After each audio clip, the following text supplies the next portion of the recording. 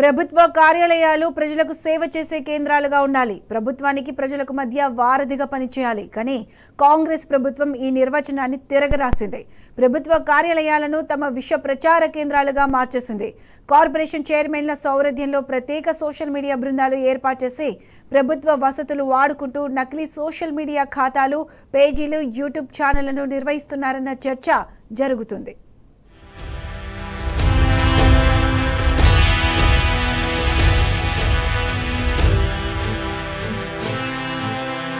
మాజీ CM KCR, BRS working president KTR, ఆ party కీలక నేతలను రాజకీయంగా ఎదుర్కోలేకపోతున్న కాంగ్రెస్ వారి వ్యక్తిత్వాన్ని కించపరిచేలా సోషల్ మీడియాలో దుష్ప్రచారానికి దిగుతున్నది.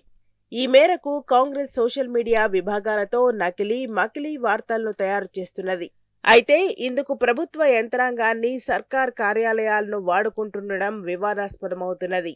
ఈ విచ్చలవిడి ప్రచారానికి ప్రభుత్వ వస్తువులు వాడుకోవడం అనైతికం మాత్రమే కాదని, చట్టరీత్యా నేరమని విశ్లేషకులు పేర్కొంటున్నారు.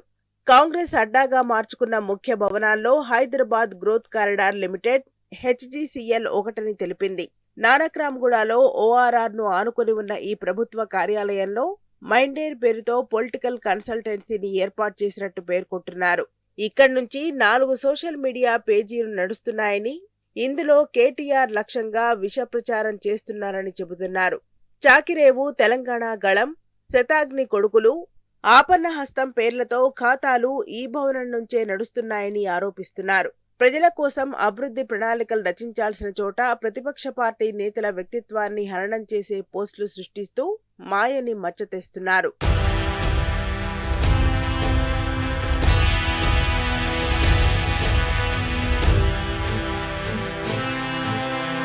నాంపల్లిలోని హాకా భవన్లో Telangana state technology services TSTS కార్యాలయం ఉన్నది. సాంకేతిక సేవలు అందించాల్సిన ఈ కార్యాలయంలో టెక్నాలజీ పక్కదారి పట్టిందని, నకిలీ సోషల్ మీడియా ఖాతాలకు, ఫేస్బుక్కు కేర్ ఆఫ్ గా మారింది. TSTS ఉన్నత స్థాయి వ్యక్తి నేతృత్వంలో ప్రత్యేక బృందాన్ని ఏర్పాటు చేసి బహిరంగంగానే ఈ విష ప్రచారానికి ఒడిగట్టినట్టు పేర్కొంటున్నారు. ఆ వ్యక్తి గతంలో సోషల్ మీడియా చైర్మన్ గా వ్యవహరించారు.